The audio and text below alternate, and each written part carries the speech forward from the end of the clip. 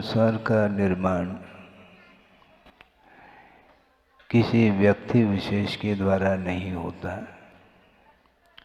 किंतु अपने आत्मगत ऐसे परिणाम होते हैं जिन परिणामों के माध्यम से ही चतुर्गति में संसारी प्राणी अर्जित कर्मों का जो फल है उसको भोगने के लिए चला जाता है। किसी व्यक्ति के ऊपर आरोप नहीं जाता। ये जैन दर्शन है, ये इतना सूक्ष्म है, वह किसी को भी अपराधी नहीं मानता। कोई दूसरा अपराधी नहीं होता। अपने जो परिणाम हैं उन परिणामों के माध्यम से वह जेल चला जाता है। संसार में है क्या? हमारा भारत स्वतंत्र हुआ है, ठीक, मैं मानता हूँ। व्यवहार की भूमिका में कह दो, कोई बाधा नहीं, किंतु प्रतिपल संसारी प्राणी परतंत्रता का अनुभव कर रहा है। कर्माधीन जीवन जब तक चलेगा तब तक वह शरीराश्रित जो कुछ भी सुख और दुख है उसका संवेदन करता है, आकर्षित होता चला जाता है। यहाँ तक कि उसको ये भान नहीं रहता कि मेरे लिए कौन सा कर्तव्य है, कौन सा अकर्तव्य है, मेरे लिए कौन सा उपयुक्त कार्य है, कौन सा अनुपयुक्त है, इसका भान नहीं रहता है और वह करता चला जाता है। इसी को आचार्यों ने ये कहा है, ये अज्ञात नहीं माना जाता है। व्यवहार की भूमिका में लौकिक क्षेत्र में उसको अज्ञात माना जा रहा है, जिससे जो परिचित नहीं है। मुझे ज्ञात नहीं, इसका नाम अज्ञात, ये आगमकारों का वचन नहीं। आगमकार ये कहना चाहते हैं अज्ञात किसको बोलते हैं? अज्ञात उसको बोलते हैं मदात प्रमादात वा अनवबुद्ध प्रवृत्ति अज्ञातम, ऐसा कहा पूज्यपाद स्वामी ने। मद के कारण यानी उन्मत्तता के कारण और प्रमाद के कारण बिना सोच विचार किए जो प्रवृत्ति की जाती है उसका नाम अज्ञात कहा। इसलिए आप लोगों को अलर्ट होना चाहिए, सावधान होना चाहिए। पहले भी हम सुनते थे, स्वाध्याय करते थे लोग, देहात में गुरुदेव का विहार हुआ और वहाँ पर भले ही 8-10 पुरुष और महिला वर्ग दोनों बैठ करके वचनिका जिसको बोलते हैं, और उस समय जिस समय शास्त्र लाया जाता है और सावधान ऐसा बोलते थे, यानी सावधान हो जाओ। लेकिन वर्तमान में वह स्थिति देखने को नहीं मिलती।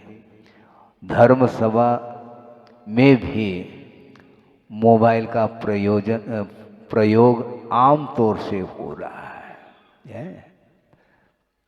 आपके मुख किस तरफ है? महाराज आपकी ओर है। मैं मानता हूं आपका मुख तो मेरी ओर है, किंतु आपका मन किस ओर है भगवान जानते हैं। इसीलिए मन के माध्यम से निरंतर वह भाव उत्पन्न होते रहते हैं और उसके माध्यम से ही प्रतिपल कर्म का आश्रय होता है, बंध होता है। और बंधन का अनुभव करने वाला संसारी प्राणी स्वतंत्रता का अनुभव कैसा कर सकता है? संभव नहीं है। इसलिए बहुत अल्प समय कल से व्यवस्थित होंगे, क्योंकि हम ही व्यवस्थित नहीं थे। थोड़ी संघ में थोड़ी सी चर्चा करनी थी, उसमें समय थोड़ा सा लगा, विलंब हुआ, वह भी आवश्यक था। और कल से समय पर आप लोग आएंगे और गुरुदेव की अर्चना के साथ थोड़ा सा उपदेश, धर्म की चर्चा आपके बीच में होगी। तो मैं ये कह रहा था कि वस्तुतः संसारी प्राणी जिसने अतीत में ऐसा कोई विशिष्ट पुण्य का अर्जन किया है जिसके फलस्वरूप ये मनुष्य पर्याय मिली है, और इसका यदि सदुपयोग करेंगे तो मनुष्य जीवन की सार्थकता सिद्ध होती है। ऐसे भी संसार में जीव हैं जिन्हें सोच विचार करने के लिए दिमाग नहीं है, जिसको असंगी बोलते हैं। एकेंद्रीय से लेकर के असंगी पंचेंद्रिय तक विचार विमर्श करने की, शिक्षा इत्यादि को प्राप्त करने की क्षमता, योग्यता उसके अंदर नहीं होती। उनके लिए कौन उपदेश दे सकता है? वो उपदेश सुन नहीं पाएंगे। असंगी पंचेंद्रिय के पास यद्यपि वह कान है, ध्वनि तो आती है उसको सुनने में, किंतु उसका क्या मीनिंग है, उसका क्या अर्थ है, उससे उसको कोई प्रयोजन नहीं है। और आपके पास माइंड है, भले ही माइक आपके पास नहीं है, मेरे पास माइक भी है और माइंड भी है, लेकिन ये ध्यान रखो आपके पास माइंड ही नहीं, माइंडेड हैं आप। माइंडेड का अर्थ कुछ विशेष होता है। हाँ, विशेष जो है जानने की क्षमता जो रखता है, एजुकेटेड पर्सन जिसको बोलते हैं। तो ऐसे स्थिति में भी संसारी प्राणी सांसारिक कार्यों से वह उभर नहीं पा रहा है, निरंतर वह उसमें उलझा हुआ है, और सुलझाने के लिए भगवान के सामने हाथ जोड़ता है, सुलझाओ भगवान भजन भी चालू कर देता है। वो आप उलझते चले जाए और भगवान सुलझाने के लिए बैठे हैं क्या है? उलझो आप और वो सुलझाए, ये बात नहीं बनती। किंतु भगवान ने जो कहा है उसके अनुरूप, अपनी शक्ति और सामर्थ्य के अनुरूप यदि हम अपने जीवन में धर्म के लिए स्थान देते हैं तो निश्चित रूप से आपके जो आत्मगत परिणाम है, जो विशुद्धतम परिणाम है, उनके माध्यम से आपका उद्धार होने वाला है। संसारी प्राणी का उद्धार और उसका पतन अपने परिणाम के द्वारा। ये बात अलग है कि संसार से ऊपर उठाने के लिए सच्चे देव गुरु शास्त्र इनका आलंबन भी लिया जाता है और इनके निमित्त से अपना विकास होता है, किंतु अतीत अनंत काल में इस प्रकार मनुष्य पर्याय जो मिली, अनंत बार मिल चुकी वह पर्याय, किंतु अभी भी इसी धरती पर हम घूम रहे हैं। हाँ, अतीत अनंत काल में अनंत तीर्थंकर हुए हैं बंधुओं, ये ध्यान रखो। उन अनंत तीर्थंकरों का नाम है यहाँ पर क्यों? लेकिन होड़ है नाम की, भारी समस्या है, बहुत बड़ी समस्या हो गई। नाम क्या है? नाम के पीछे क्यों? केवल व्यवहार चलाने के लिए नामकरण की आवश्यकता होती है, इतना ही उसका अर्थ होता है, प्रयोजन होता है, किंतु उसका धार्मिक क्षेत्र में भी प्रतिष्ठा प्रेस्टीज पॉइंट बना लेता है। ये प्रतिष्ठा क्या है? भगवान की प्रतिष्ठा करो, स्वयं की प्रतिष्ठा की फिक्र मत करो, ये ध्यान रखो।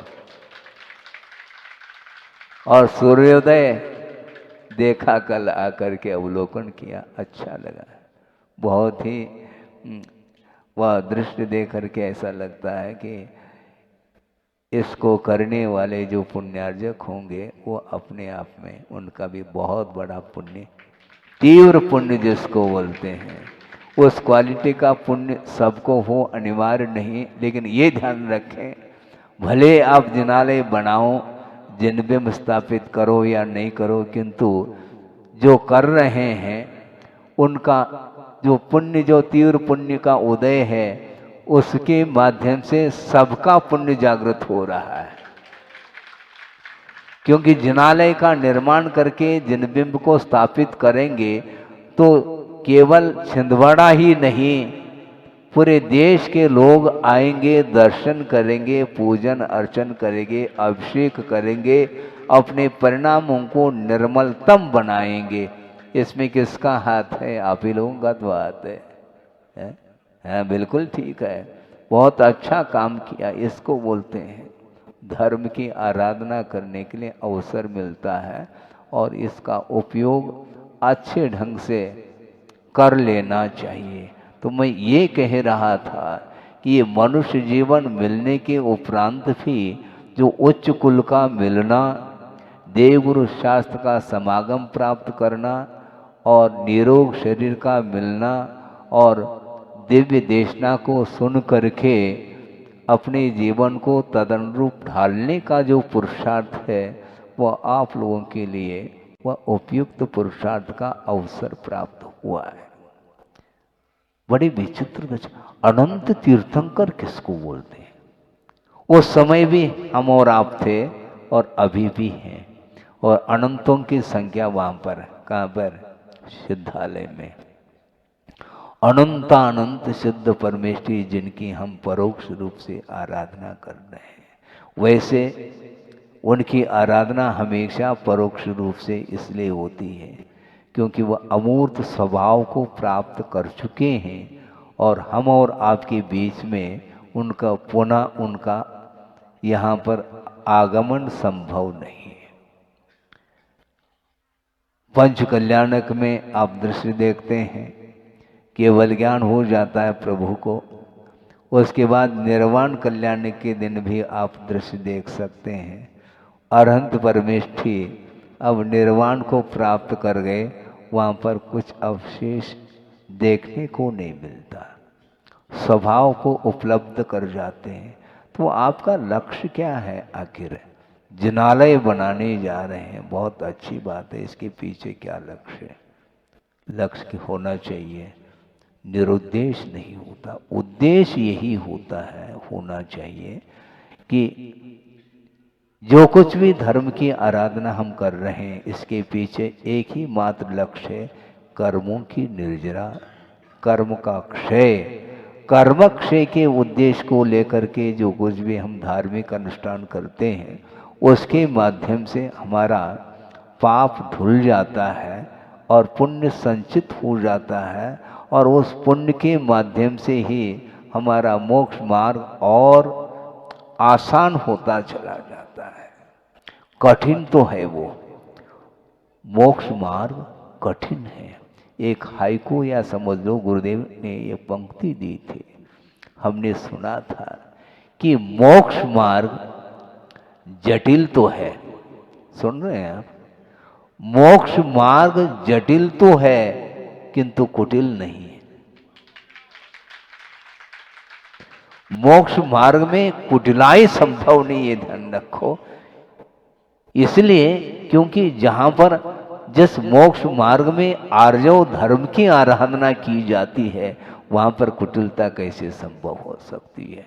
नहीं होना चाहिए। इसलिए आर्जव धर्म की उपासना करते रहिए, उसके माध्यम से ही अपने परिणामों में भी सरलता आएगी, सहजता आएगी और सहिष्णुता आएगी। परस्पर में आत्मीयता का व्यवहार और बढ़ता चला जाएगा। आत्मीयता होनी चाहिए, हाँ, उसके बिना व्यापक रूप से धर्म की प्रभावना संभव नहीं है। क्योंकि ये जैन धर्म, जैन दर्शन इतना विशाल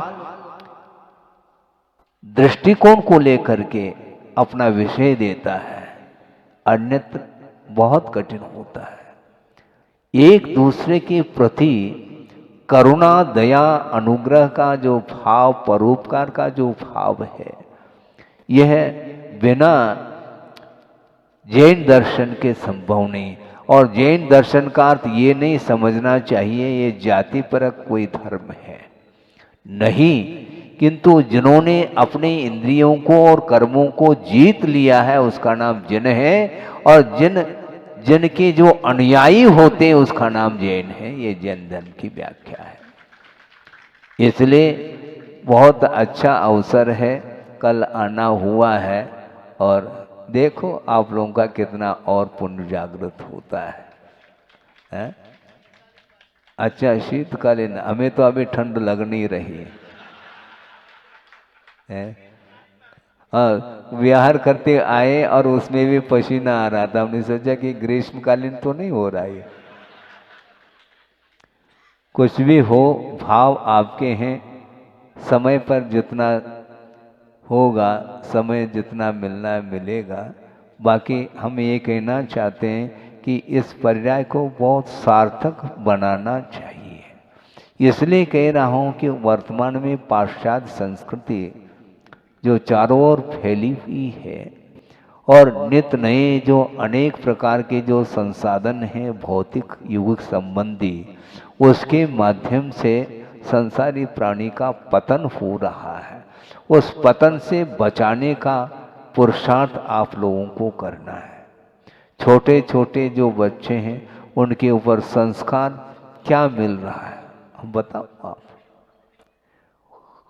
खास तौर से माता पिताओं के ऊपर ही ये सारा सारा निर्धारित है। वो यदि अनुशासन में रखते हैं तो निश्चित रूप से परिवार बहुत अच्छे से चलेगा। किंतु धीरे धीरे पतन हो रहा है, होता ही चला जा रहा है। इसका कारण क्या, और कुछ नहीं, संसाधन बढ़ रहे हैं और स्वाध्याय की ओर जो रुझान है वो कम होता चला जा रहा है।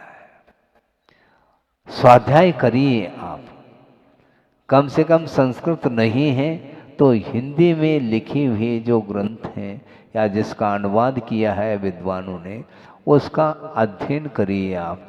छड़ाला से प्रारंभ कर लो, कोई बाधा नहीं। छड़ाला में भी बहुत कुछ विषय, चतुर्गति रूप संसार का पूरा जो है चित्रण उसमें मिलता है। व्रतों का भी वर्णन किया है और देश व्रत महाव्रत का भी वर्णन मिलता है। और भी जो द्रव्य हैं, तत्व हैं, उसका भी विश्लेषण काफ़ी हद तक उसमें किया गया है। उसके माध्यम से, उसके स्वाध्याय करने से वस्तुतः अपना जीवन किस रूप में होना चाहिए और वर्तमान में किस रूप में चल रहा है, तुलनात्मक अध्ययन करने का आपको अवसर मिलेगा। इसलिए आप स्वाध्याय की परंपरा बनाए रखें, क्योंकि वस्तुतः देखा जाए पूजन अर्चन अभिषेक ये सारे सारे होते और होना चाहिए, किंतु 24 घंटा मन जो इसके उपरांत भी बाहर दौड़ लगा रहा है तो उसमें थोड़ा सा नियंत्रण हो सकता है। महाराज, मन को कैसा नियंत्रित किया जाए? अच्छा, मन को नियंत्रण करना है। मन की गति जानते हैं आप? वो फ्लाइट से भी ज़्यादा है। एरोप्लेन की जो गति है उससे भी बैठे बैठे बैठे 3 लोक की यात्रा करके बार मन आ सकता है। इसलिए आप बैठे जरूर पंडाल में, किंतु आपका मन भी पंडाल में हो। और आपने हाथ जोड़ा है तो मन का भी हाथ जोड़ना चाहिए। हाथ तो हम जोड़ देते हैं, किंतु मन कहाँ चला जाता है पता नहीं पड़ता। मोबाइल की घंटी बजी और तुरंत वह ले लेता है हाथ में, हलो हलो।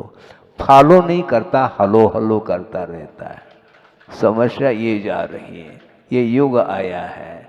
अब बहुत कठिन है। आहार के समय पर भी घंटी बजती है तो वह बाहर चला जाता है। ये सब क्या हो रहा है? पूजन करने के लिए बैठे, उस समय में मोबाइल की घंटी बजती है तो जल्दी से जल्दी अर्घम और उठ के चले जाते हैं। ये सब क्या है? ये कितनी आकुलता है।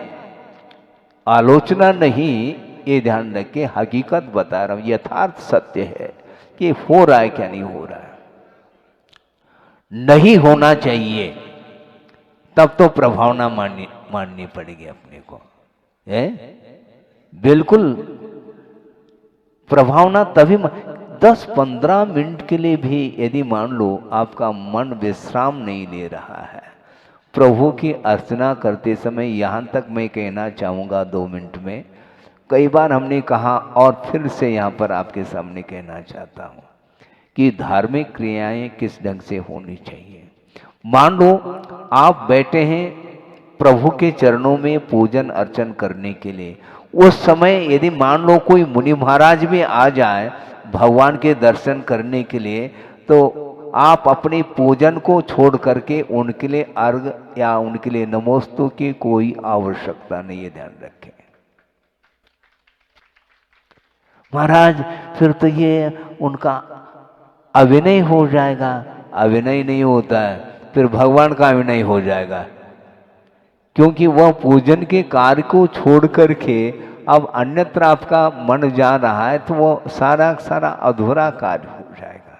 एक कार्य को पूरा संपन्न कर लो, उसी में सब कुछ पुण्य का संचय होता है। महाराज संकोच करने की क्या आवश्यकता है? मान लो आप माला फेर रहे हैं, उसी समय महाराज आ गए तो माला छोड़ दोगे क्या है? ऐसा तो होता नहीं।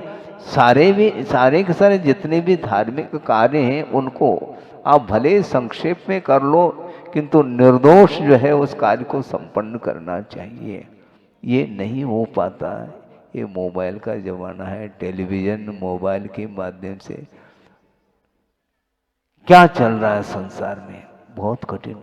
हमने सुना है इसलिए कह रहा हूं, हमने देखा तो है नहीं कि रात के 12, 1, 2 बजे तक भी प्रोग्राम चलते रहते हैं, है? मोबाइल टेलीविजन आदि के माध्यम से। आप उसमें क्या मिल रहा है आपको?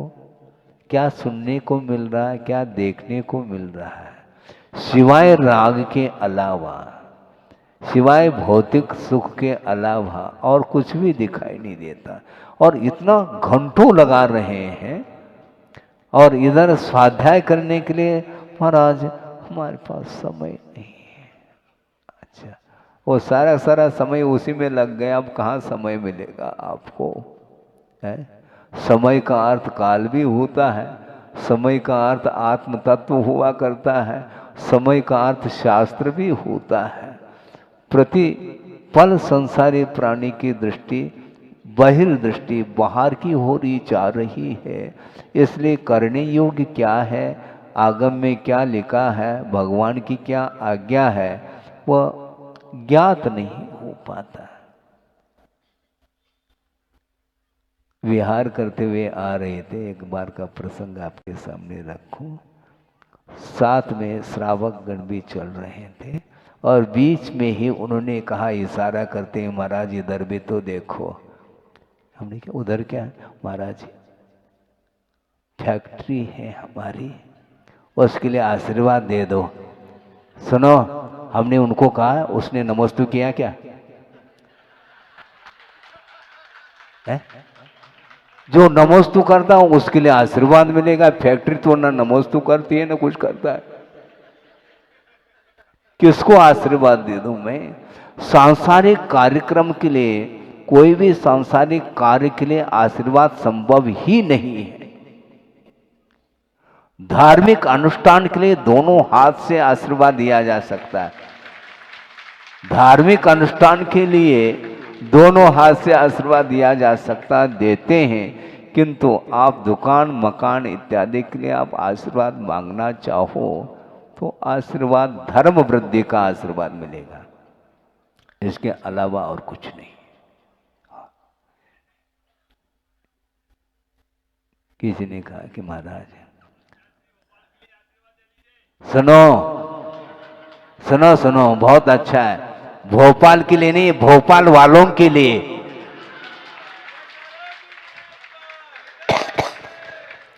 स्थान विशेष से कोई प्रयोजन नहीं। कोई पूछता है तो आप क्या बोलेंगे? भारतीय। तो भारत में भोपाल भी तो है, अलग से क्यों है? भोपाल की ओर, भोपाल वालों के लिए। सुनो, एक बहुत विचित्र दशा है। मान लो आपके पुण्य के उदय से, मान लो भोपाल यदि जा भी रहे हैं और पहुंचना है, पूरी भोपाल की पूरी जनता अगवान के लिए आएगी, लेकिन भोपाल वहीं पर रहेगा। भोपाल न भेजने जाता है न बुलाने के लिए आता है। भोपाल वाले आते हैं, भोपाल वालों के लिए आशीर्वाद है। चाहे भोपाल वाले आकर के छिंदवाड़ा में देशना सुन ले, अथवा छिंदवाड़ा वाले भोपाल में आकर के देशना सुन ले। देशना सुनने से आत्मा का कल्याण होता है। हमें कल्याण करना है और आप लोगों का भी कर्तव्य होता है। जिस प्रकार श्रमण लोग अपने कर्तव्य का पालन करते हुए, अपने आचरण का पालन करते हुए साधना के माध्यम से प्रभावना करते हैं, उसी प्रकार श्रावक का भी परम कर्तव्य होता है, दायित्व है उसके पास कि वह भी जिस प्रकार श्रमण अपना कर्तव्य करते हैं, उसी प्रकार वो भी जहाँ भी हो वो धार्मिक क्षेत्र में पूरा पूरा योगदान देते हुए वो उसके लिए उपस्थिति दर्ज करें। हैं, धर्म एक रथ का रूप है और रथ के कितने पहिए होते हैं? 1000 है अथवा 2 है, 2 पहिया तो है ही। और उसमें एक श्रमण का और एक श्रावक का है। हाँ बिल्कुल, हम भी पेपर लिख रहे हैं, ध्यान रखो, और आपको भी लिखना है। और दोनों के पेपर गुरुदेव जांचेंगे। बिल्कुल, जहां कहीं भी हो अपना दायित्व, अपना कर्तव्य को नहीं भूलते हुए विश्व को धर्ममय बनाने के लिए कटिबद्ध होना चाहिए। समय आपका हो रहा है। मैं यही कह रहा था कि वस्तुतः धर्म का जो स्वरूप है, उसकी जो विराटता है, जो गहराई है, वहाँ तक पहुँचने के लिए स्वाध्याय आदि के माध्यम से, तत्व चर्चा आदि के माध्यम से हम अपने स्वरूप को भली भांति जान सकते हैं। बाहरी वस्तुओं का परिज्ञान होना अलग विषय है, किंतु शरीर और आत्मा का जो संबंध अनादिकालीन है, वो संबंध को समाप्त करने के लिए, उस बंधन का विच्छेद करने के लिए, संसार का विच्छेद करने के लिए वस्तुतः आगम के अनुरूप, गुरुओं के संकेत के अनुरूप हम चलेंगे तो निश्चित से भगवान भी प्रसन्न हो सकते हैं। 1-2 मिनट नहीं लगेगा, पूर्ण कर रहा हूँ। विहार करके पहुँचे हैं। मुझे स्मरण है, बहुत पुराना प्रसंग, तेंदुखेड़ा है पाटन के पास, जबलपुर के पास। वहाँ पहुँचे हैं और समाज ने निवेदन किया कि महाराज 2 शब्द हम लोगों के लिए। ठीक है। और प्रवचन प्रारंभ किया और प्रारंभ करते ही उस समय एक प्रसंग उन्होंने दिया, अपने आप में बहुत महत्वपूर्ण है। उन्होंने यहाँ तक कहा कि भगवान भक्त से प्रसन्न हो सकते हैं, लेकिन कैसे होंगे? आप पूछ सकते हैं, महाराज भगवान प्रसन्न होते? हाँ, हो सकते हैं। कैसे होंगे? भगवान जो है आपकी भक्ति से प्रसन्न नहीं होंगे। आपकी पूजा से, आपकी भक्ति से, आपके इस दर्शन से इत्यादि से भगवान प्रसन्न नहीं होंगे। भगवान किससे प्रसन्न होंगे? जो आज्ञा का पालन करता है उससे भगवान भी प्रसन्न होंगे। क्योंकि भगवान की आज्ञा क्या है मुझे बताओ? आपको हमेशा संसार में देखना चाहिए क्या भगवान? नहीं, भगवान ये चाहते हैं जल्दी से जल्दी हमारे पास आ जाओ। हाँ, जहाँ वहाँ पर वो गोलगंज जो ना बहुत बड़ा है, वहाँ पर अनंत सिद्ध परमेष्ठी उतने स्थान में, 2.5 द्वीप का जितना विस्तार है उतने स्थान में अनंतानंत सिद्ध परमेष्ठी वहाँ पर विराजमान है। और वहाँ पर आप पूरा गोलगंज का पूरा विश्व ही पहुँच जाए तो भी वहाँ पर जगह की कमी नहीं है। जाना चाहे तब की बात है ना। उनके पास अनंत शक्ति है, इसके उपरांत भी वह अनंत शक्ति का प्रयोग आपके लिए नहीं कर सकते हो। यदि कर लेंगे तो एक ही क्षण में पूरा संसार खाली न हो जाए, लेकिन संभव नहीं है ऐसा। इसलिए स्वयं पुरुषार्थ करेंगे, धर्म में परिणाम स्वयं करेंगे, तो उसके माध्यम से आत्मा का उत्थान हो सकता है, होता है, और पापमय परिणाम के माध्यम से आत्मा का पतन होता है। इसको संक्षेप में सारभूत आपके सामने आगम के आधार से बात रखी। आगे और कभी भी हाँ नाश्ता पानी चल रहा है, हाँ, भोजन और मिलना है, क्या क्या हाँ, अलग अलग मिलेगा। बहुत उत्साहित हैं आप लोग, और आप लोगों की लगनशीलता और धर्म के प्रति, गुरु के प्रति जो समर्पण भाव है, उसके माध्यम से ही हमें भी प्रसन्नता है।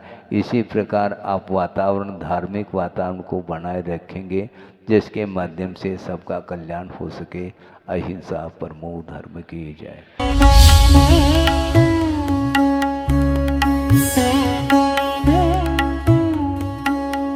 परम पूज्य संत शिरोमणि आचार्य श्री विद्यासागर जी महाराज भारतीय श्रमण संस्कृति के एक ऐसे महान साधक थे, जिनके ज्ञान, ध्यान और तप की चर्चा युगों युगों तक सारे विश्व में होती रहेगी। किसी ने उन्हें चलता फिरता तीर्थ कहा तो किसी ने तीर्थंकर, पर सच में तो वे चारित्र, ज्ञान, तप और वात्सल्यता में ऐसे श्रेष्ठ संत थे, जिन्होंने भारतीय संस्कृति के संरक्षण और संवर्धन के साथ साथ सदैव सामाजिक समरसता का पक्ष लिया और अपने प्रभाव और प्रताप से जैन ही नहीं बल्कि विभिन्न धर्मों को मानने वाले लाखों करोड़ों लोगों के दिलों में अपना स्थान बना लिया। किंतु आज जब आचार्य भगवान देह रूप में हमारे साथ नहीं हैं, लेकिन उनके जैसी ही कठोर तपश्चर्या एवं प्रबल अनुशासन से पल्लवित संस्कारों की झलक देखने को मिलती है, उनके प्रथम आज्ञानुवर्ती शिष्य परम पूज्य नवाचार्य श्री 108 समय सागर जी महाराज में, जो उनके बताए मार्ग पर चलते हुए आज विश्व में धर्म की महती प्रभावना कर रहे हैं। आइए देखते हैं संत शिरोमणि आचार्य श्री 108 विद्यासागर जी महाराज के जन्म के 12 वर्ष बाद उन्हीं पुण्यवान माता के गर्भ से शरद पूर्णिमा के ही पावन पर्व पर जन्मे परम पूज्य नवाचार्य श्री 108 समय सागर जी महाराज की संयमपूर्ण जीवन यात्रा। आचार विचार हो या व्यवहार, तपश्चरण हो या संस्कार, या फिर हो व्यक्तित्व की बात, परम पूज्य नवाचार्य श्री 108 समय सागर जी महाराज प्रत्येक दृष्टि से साक्षात आचार्य भगवान की प्रतिलिपि कहे जा सकते हैं। और हो भी क्यों ना, आखिर जन्म देने वाले माता पिता तो एक ही हैं, और फिर इसे एक विचित्र संयोग कहें या फिर मलप्पा जी और श्रीमती जी के पूर्व भवों का पुण्योदय, जो उन्हें 27 अक्टूबर सन 1958 को शरद पूर्णिमा के ही पावन पर्व पर पुनः एक बालक के माता पिता बनने का सौभाग्य प्राप्त हुआ। 6 भाई बहनों में सबसे छोटे किंतु शांत प्रवृत्ति के इस बालक का नाम शांतिनाथ रखा गया। शांतिनाथ जैन बाल्यावस्था से ही पढ़ने लिखने में तो कुशाग्र थे ही, लेकिन जैसे जैसे समय बीतता गया वैसे वैसे उनकी रुचि धर्म और आध्यात्म में बढ़ने लगी, और इसी अभिरुचि के कारण ही मात्र 17 साल की उम्र में ही शांतिनाथ जा पहुँचे राजस्थान स्थित श्री महावीर जी में विराजमान आचार्य श्री विद्यासागर जी की शरण में, जहां 2 मई 1975 को आचार्य श्री ने शांतिनाथ जी की प्रार्थना स्वीकार कर उन्हें ब्रह्मचर्य व्रत दे दिया। ब्रह्मचर्य व्रत धारण करते ही ब्रह्मचारी शांतिनाथ जी दिन रात गुरु सेवा और धर्म ध्यान में तल्लीन हो गए।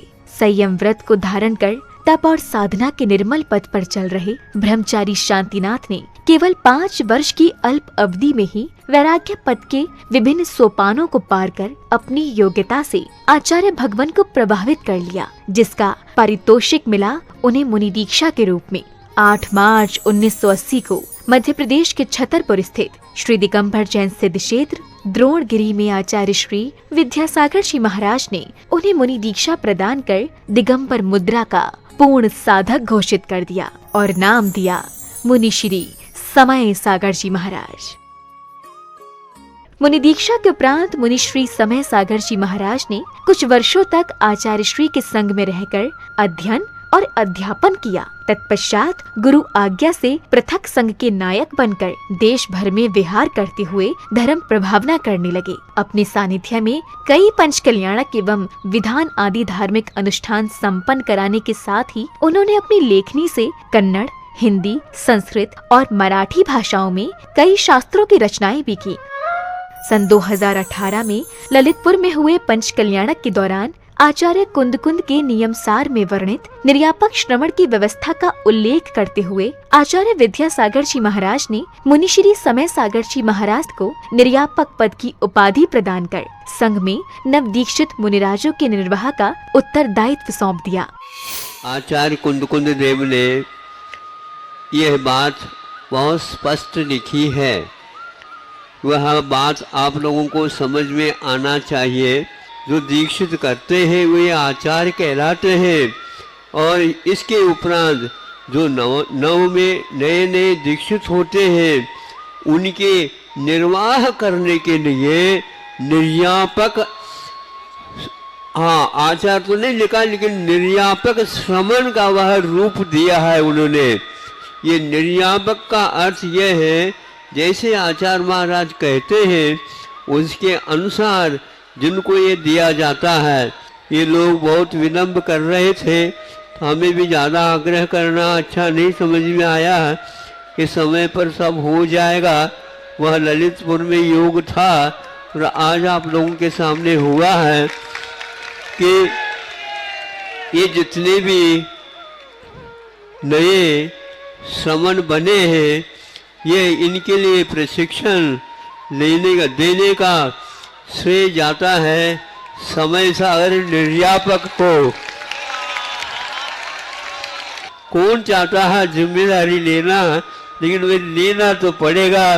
तो समय सागर जी को बहुत आग्रह करना पड़ा। 40 साल होने के उपरांत हाउ कहा है।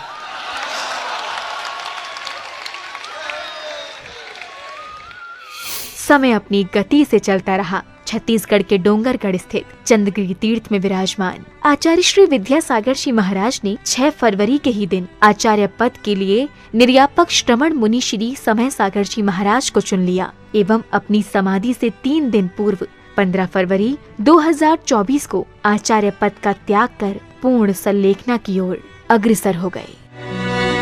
आचार्य भगवान की आज्ञानुसार निर्यापक श्रमण मुनिश्री समय सागर जी महाराज ने 16 अप्रैल 2024 को दमोह के कुंडलपुर में समस्त आचार्य संघ एवं देश भर के जैन समाज की उपस्थिति में पूज्य गुरुदेव के उत्तरदायित्वों के निर्वहन के लिए आचार्य पद स्वीकार कर लिया। पूज्य नवाचार्य समय सागर जी महाराज की। अंततः ये कहा जा सकता है कि आज का दिन केवल एक पर्व ही नहीं बल्कि स्वर्णिम अक्षरों से लिखित एक ऐसा अध्याय है जो विश्व के धार्मिक इतिहास में सदा ही अमर रहेगा।